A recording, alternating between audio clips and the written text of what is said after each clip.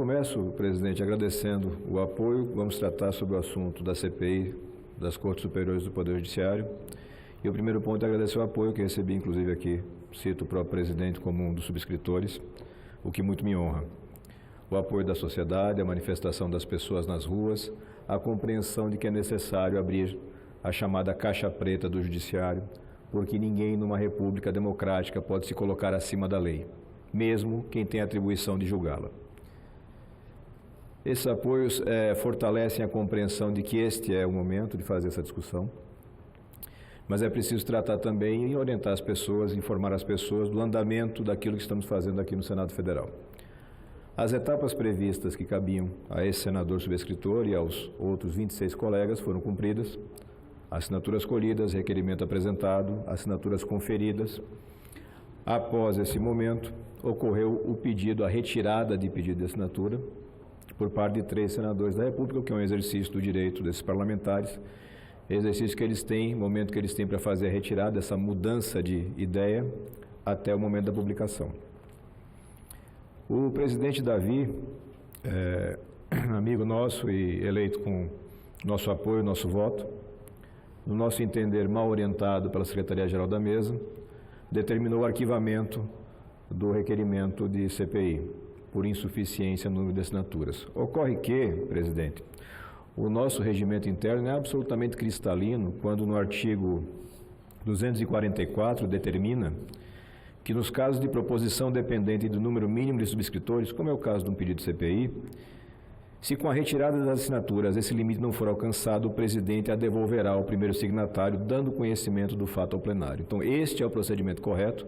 Já solicitamos que o presidente Davi faça a revisão do seu despacho, faça o desarquivamento, devolva o requerimento ao nosso gabinete, para que a gente possa fazer a retomada do processo de coleta de assinaturas. É uma demanda da sociedade, é uma demanda de parte expressiva desse Senado e nós precisamos avançar. Mas eu aproveito o espaço, presidente, para tratar já das grandes críticas que foram apresentadas ao requerimento. E a gente pode dividir elas rapidamente em duas temáticas. Uma delas de ordem política, pseudo-pragmática. Pretensiosamente se quer criar uma fila de prioridades no Brasil. E toda vez que falam, lembrando, o senador Dário Berger agora falava do quanto tempo nós temos desigualdade no Brasil, eu só me lembro de uma expressão, e eu certamente não deveria ter idade para lembrar, mas lembro da importância que ela tem, que era do Delfim Neto, aquela teoria de esperar o bolo crescer para depois repartir. Até hoje ninguém repartiu nada e falta bolo para muita gente. O bolo de hoje é a Previdência. Vamos resolver a Previdência primeiro e paralisamos o país, não tratamos de combate à violência, como o Major Olímpio lembrou a importância que tem, não tratamos de reforma tributária, não tratamos nenhum outro assunto. Para o país, para o parlamento, mais de 500 parlamentares não têm capacidade de tratar de mais um tema.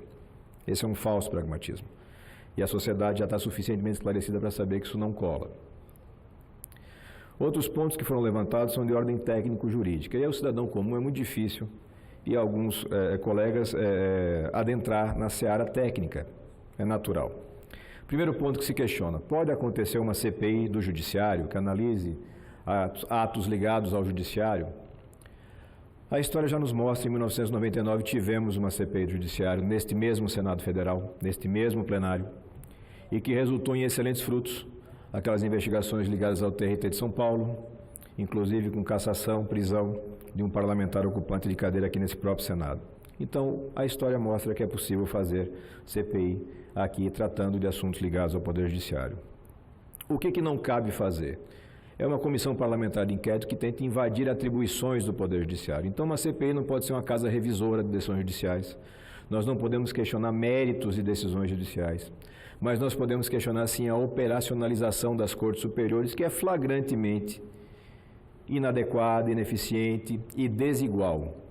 Nós temos velocidade de tramitação absolutamente diversa, a depender do interessado, a depender do escritório de advocacia que tenha mais ou habilidade ou acesso, e isso é flagrantemente demonstrado, são dados estatísticos. Então, podemos fazer uma CPI, já foi feita uma CPI, e quem atacou essa análise, quem fez essa análise num voto importante foi o ministro Celso de Mello, do próprio Supremo Tribunal Federal, quando reconheceu a evidência de que o Senado tem sim condições de fazer uma CPI que verse, que trate de assuntos que têm ligação com o Poder Judiciário. E, ao fazer isso, o ministro Celso de Mello, decano do Supremo Tribunal Federal, apontou duas situações muito claras. Primeiro, a ressalva de que não se pode invadir o mérito de decisões judiciais, porque esta é uma seara exclusiva do Poder Judiciário, atribuída na repartição de poderes pela nossa Constituição da República. Mas nós podemos tranquilamente tratar de questões orçamentárias e, no caso específico do requerimento que tratamos, de questões operacionais. O que justifica, sob o ponto de vista operacional, de distribuição, de tramitação, que possa ter uma diferença de décadas de andamento entre pedidos de natureza muito similar. Que você possa ter determinados ministros de cortes superiores com estoque de processos à casa dos milhares e que tramitam em velocidade de relâmpago, com horas, às vezes minutos, pedidos de determinadas partes. Então, isso é absolutamente tranquilo, o próprio Supremo já tratou disso e não há dúvida. Um outro ponto que o ministro Celso de Mello ressalta é que a este Senado da República cabe processar, julgar e processar os ministros, inclusive da Suprema Corte, em caso daquilo que se chama comumente de crime de responsabilidade, que não é crime, na verdade é uma infração político-administrativa, mas tem esse nome. E é evidente que os fatos elencados, determinadamente elencados no requerimento, podem no futuro vir a figurar casos prescritos e identificados na nossa lei, que versa sobre crime de responsabilidade por parte de ministros e cortes superiores, particularmente a questão da desídia, porque é difícil encontrar outro nome para essa diferenciação de tempo de tramitação. Então, a parte do questionamento que faz referência à possibilidade ou não de uma CPI, acredito que fica suficientemente tratada. Em seguida, nós vamos encaminhar memoriais nesse sentido para todos os 81 senadores, para que possam ter esse subsídio, possam ter essa informação. Um segundo ponto de ataque, senhor presidente, foi a questão do fato determinado. Um questionamento no sentido de que o requerimento não traria fato determinado a ser apurado. O requerimento não traz um fato determinado, ele traz 12 fatos determinados. 12, uma dúzia. Rol meramente exemplificativo. Poderíamos fazer centenas e milhares de casos determinados, objetivamente demonstrados, de que existe uma necessidade de apuração do funcionamento dessas cortes. Repito, não do mérito, mas do funcionamento. Nós dividimos esses fatos determinados em 4 grupos, que foram devidamente elencados e ação de conhecimento. A gente exemplifica rapidamente a remuneração de ministros por fonte não prevista na legislação e a remuneração de ministro, como de fato, como de resto, a remuneração do servidor público ela é bastante restrita e nós temos notícia de descumprimento disso e citamos concretamente exemplos e elencamos o fato. Como já disse várias vezes, o abuso de estratégias processuais como o pedido de vista para retardar ou para impedir a prestação jurisdicional, e aí elencamos alguns exemplos, o mais notório deles, o abuso que foi perpetrado para a manutenção do auxílio moradia. Não discuto o mérito, repito novamente, farei isso dezenas de vezes se for necessário para que as pessoas assimilem. O mérito da decisão judiciária não pode ser questionado. Então, se o Supremo definir que pode dar auxílio, pode dar 2 auxílios, pode dar 10 auxílios, está dentro da esfera do poder deles. Reter o julgamento e fazer dessa retenção moeda de troca na negociação salarial, não. Isso não é atribuição de poder nenhum. Legislativo, executivo, judiciário, ninguém tem esse poder. Então, caminhamos com muita tranquilidade nesse sentido. A diferença de velocidade de tramitação de processos similares, nós já mostramos. A mudança de entendimento no mesmo processo, por vezes, pelo mesmo ministro. Isso tudo está elencado, como disse, são 12 fatos, vocês vão receber detalhadamente, da mesma forma como a imprensa, a sociedade vai, para aclarar mais para quem teve uma dificuldade de entendimento com a primeira versão. Mas eu sempre, senhor presidente, Eduardo, Dário, amigos senadores e senadoras, a grande questão é o mérito. A grande questão é o mérito de uma CPI dessa natureza. E não se viu, mesmo nas manifestações em off, absolutamente nenhum questionamento com relação ao mérito da CPI.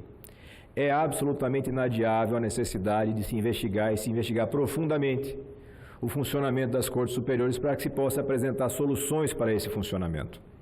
E a ferramenta para fazer esse levantamento é a Comissão Parlamentar de Inquérito, prevista na Constituição, prevista no nosso regimento, já julgada e rejulgada pelas Cortes Superiores, especialmente pelo Supremo Tribunal Federal. É importante a gente fazer essa observação com relação ao mérito, porque nós precisamos manter uma conexão com o sentimento do cidadão. E aí eu retomo a fala do eminente senador Paulo Paim e faço a conexão dela com a fala do senador Dário Berger. É o momento da verdade. E é inadiável que a gente enfrente a verdade no nosso país. Pode ser desagradável para alguns, pode ser desconfortável para outros tantos, mas é necessário. Tão necessário se faz que essa casa sabe perfeitamente o tamanho da pressão a que foi submetida por ministros de cortes superiores. Eu faço aqui, senhor presidente, colega Soraya, o registro que 10 minutos após o protocolo do pedido de CPI, eu recebi no meu gabinete a assessoria parlamentar do STF. E ela não me pediu o conteúdo do requerimento, ela me pedia a lista dos senadores subscritores. 10 minutos depois. As notícias dos telefonemas, das ligações, das notinhas, todos nós acompanhamos. É importante, senador em primeiro mandato, na realidade senador quase que em primeira semana, registrar que essa casa não pode e não deve se acovardar diante de ameaças de qualquer natureza. Eu tenho a mais absoluta certeza que os senadores e senadoras da República não se diminuem, não se rebaixam a ameaças de qualquer natureza. Eu, particularmente, pessoalmente, registro com a mais absoluta clareza que não me amedronto e não restringe a minha atuação, que é garantida pela legislação e principalmente pelo voto dos sergipanos, a qualquer tipo de interesse que não seja um interesse público efetivamente demonstrado. Então, o requerimento foi apresentado porque era uma demanda real e ela não foi questionada. Ele foi indevidamente arquivado, já protocolamos o pedido de desarquivamento. Se se mantiver essa decisão absurda, teratológica, equivocada, tomaremos as providências cabíveis para que se dê andamento e, se necessário for, e nesse sentido nós temos várias manifestações de senadores que não subscreveram o primeiro documento, mas que querem subscrever um novo, daremos novo requerimento, seja na CPI exclusiva do Senado, seja na CPI mista com a Câmara dos Deputados, porque também existe essa demanda latente por lá. Pois não, senador Eduardo? Uma parte, por favor, obrigado. Senador, eu queria dizer, senador Alessandro, em primeiro lugar, parabenizar Vossa Excelência pela coragem, né? Eu vejo aqui a sua atuação sempre com um semblante sereno, tranquilo, mas com muita seriedade na busca pelo que você acredita, Vossa Excelência acredita, é o ideal. E a gente percebe, não de hoje, de alguns anos, que essa busca pela verdade, ela não está acontecendo só no poder legislativo, no poder executivo, mas também é o anseio da população brasileira buscar no poder judiciário, né? É um momento que já passou até a hora do almoço, eu gosto de colocar um exemplo para as pessoas perceberem. Eu acredito que é como se uma ferida que tivesse aberta. Nós estamos com a ferida aberta. E está saindo o pus, está saindo toda aquela... tudo que está de forma infecciosa. E como a gente diz lá no nosso Nordeste, né, tem que sair o cabedão.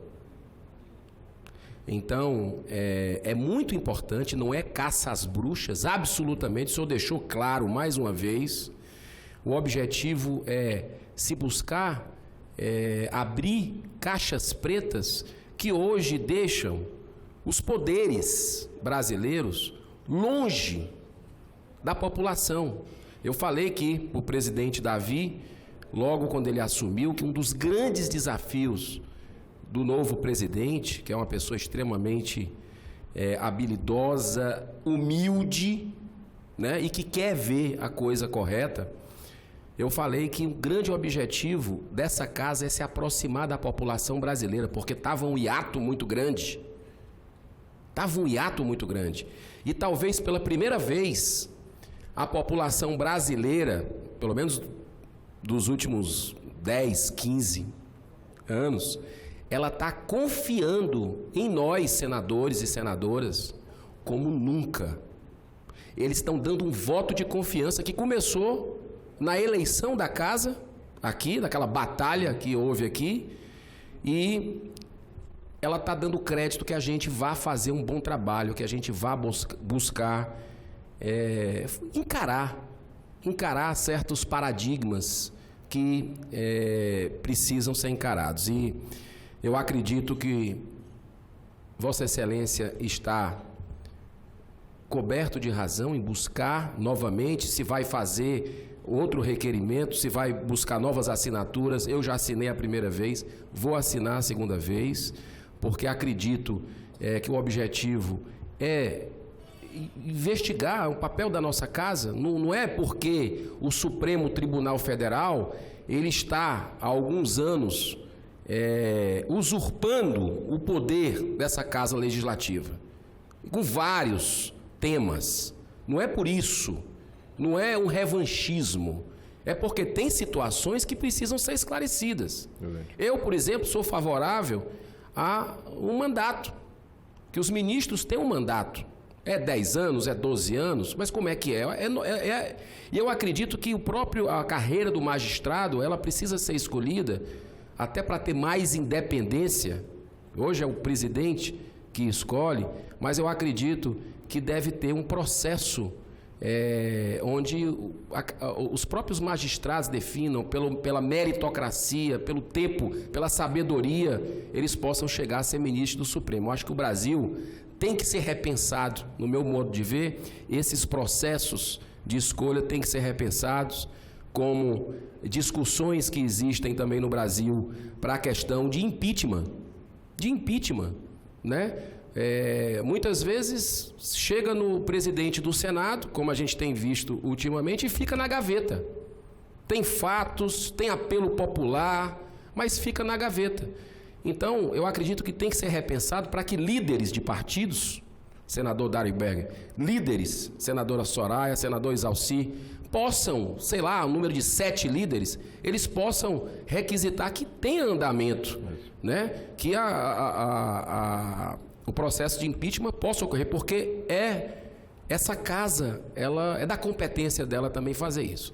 Então, eu queria dar os parabéns pela sua coragem, né, dizer que o senhor me inspira, Vossa Excelência me inspira com esse trabalho, com essa CPI, e nós acreditamos que a coisa, tenho muita esperança que vai andar e que nós vamos conseguir fazer esse trabalho com tranquilidade, com muito equilíbrio, né, mas para buscar esse anseio, que é um anseio não apenas da casa, mas do povo brasileiro que nos escolheu para estar aqui nesse momento tão importante da nação.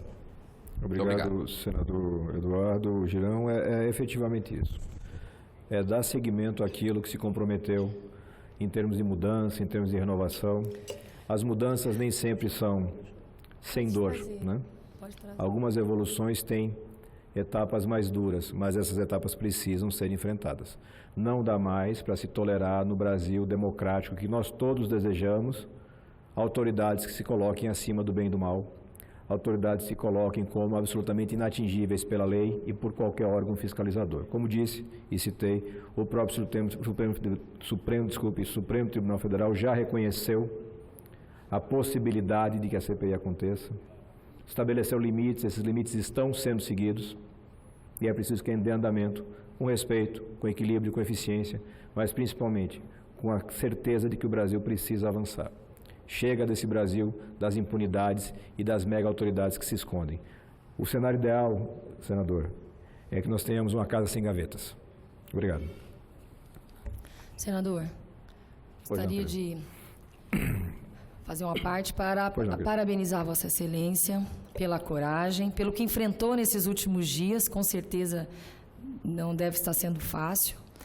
Mas eu acho que a população também precisa saber, e a gente precisa lembrar, que não é uma questão de demonizar o Poder Judiciário. É verdade.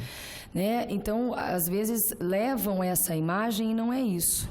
Né? Como nós não podemos demonizar a classe política, o Poder Legislativo. Eu sou advogada, trabalhei por muitos anos dentro do Tribunal de Justiça do Mato Grosso do Sul. Nós sabemos que há profissionais de todas as vertentes, né? Mas há muita gente séria, muitos juízes, muitos desembargadores, muitos ministros, gente séria. Como há políticos sérios, que eu lá fora jamais imaginei o que nós vimos aqui, nós novos, eu não imaginei ver tão descaradamente, mas eu também não imaginava que certos políticos já antigos iriam me impressionar pela forma com que agiram, pela lisura. Então, me impressionei dos dois lados. Quero aproveitar para citar alguns nomes do Poder Judiciário do Mato Grosso do Sul, que muito eu honro e confio. Wilson Bertelli, desembargador do TJMS, Dr. Alexandre Corrêa Leite, juiz de direito, Dr. João Maria Loz, desembargador, e, em nome deles, parabenizar e lembrar e exaltar os bons. Então, não é essa caça às bruxas. Porém, nós temos fatos determinados, né, pontuais, que precisam ser esclarecidos. Então, se estão todos dentro de uma casa só, nós não sabemos, mas nós vamos apurar, ninguém está condenando aqui. Nosso trabalho é apurar. Se ninguém deve, ninguém tem que temer. Como, na verdade, também o que sofrem os parlamentares, eles estão tem muitos aqui com medo do Poder Judiciário. Mas o Poder Judiciário não tem medo dos parlamentares? Porque é muito fácil não entrar um impeachment, é uma decisão monocrática. Então, nós temos que mexer isso mesmo, senador. E nós não podemos aceitar, e isso nós vamos mexer nisso sim, né? Até em homenagem ao senador Magno Malta aqui, que até nos orientou bastante nesse sentido, que havia uma meta de fazer isso. Então, nós vamos só fazer a nossa parte, cada um fazendo a sua. Então, nesse sentido, conte comigo, tá? Para que a gente exalte os bons, mas, infelizmente, não temos bons em todas, né, em todas as profissões. Muito complicado isso, tocar nesses assuntos. Por isso que a gente fica, né? Justamente até por isso, porque depois as pessoas começam a ser perseguidas. Então, é isso que nós temos que mostrar para a população, escancarar essas coisas, abrir as portas e dizer o que atrapalha, o que não atrapalha, se houve ameaça, se não houve, né? Então, parabéns mais uma vez e conte comigo. Obrigado, senadora. E é literalmente como a senhora colocou. Não existe caça às bruxas, não existe um interesse de desvalorizar ou diminuir qualquer poder, seja o executivo, seja o judiciário, mas todos eles estão submetidos à fiscalização. Todos nós estamos submetidos. É assim que funciona a democracia de verdade. E se existem pessoas que não estão adaptadas a ela, elas têm que pagar a sanção. Isso é natural. Acredito que nós vamos ter em breve respostas da mesa diretora no sentido do andamento que vai ser necessário, mas reforço. Estaremos nessa trincheira enfrentando essa luta porque a gente tem a compreensão de que ela é indispensável, ela é inadiável. Os argumentos de força não vão ser aceitos. Os argumentos, do ponto de vista de um pragmatismo político, também não serão. Porque a sociedade não quer esperar e a Senado não precisa esperar. Nós temos toda a capacidade de fazer mais de uma coisa ao mesmo tempo, senão não teríamos condições de merecer o título de senadores da República. Essa formatação não cabe mais. Vivemos num momento de uma sociedade mais rápida, que cobra providências mais rápidas, e assim vamos prosseguir. Então, muito obrigado, senhores senadores. Uma boa semana para todos.